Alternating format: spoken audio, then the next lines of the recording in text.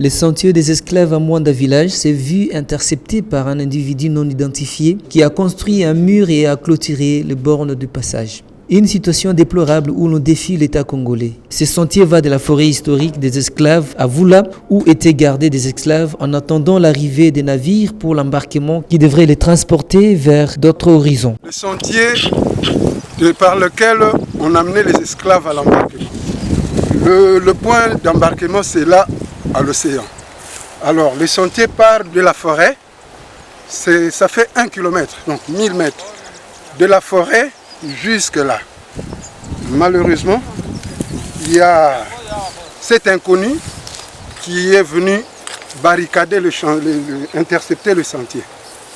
Mais l'autre borne indiquant le sentier est de l'autre côté. Celui-là d'ailleurs a été endommagé. Le lieu réservé à une distance de 1000 mètres de trajet qui pouvait servir de visite guidée et du tourisme jusqu'à la plage de Makoko. En bas là-bas, à l'océan, la dernière borne sœur à celle-ci est en dehors de cette clôture.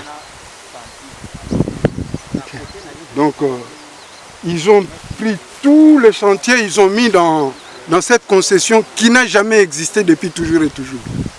Puisque cette voie était nettoyée.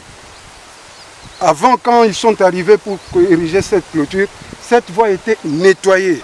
Donc c'était prévisible que c'est un sentier. Ce sont des actes qu'ils posent en âme et conscience. Là, ils sont en train de défier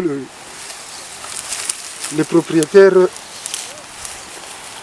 du sol et du sous-sol.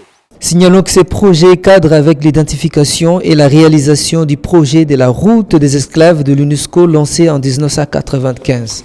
Pour rappel, la RDC qui a participé à la conférence sur l'initiative de l'Atlantique tenue au Maroc avec le ministre des pays riverains de l'Atlantique sur cette problématique a adhéré au projet de la route des esclaves transatlantiques lancé par l'UNESCO et l'Organisation mondiale du tourisme.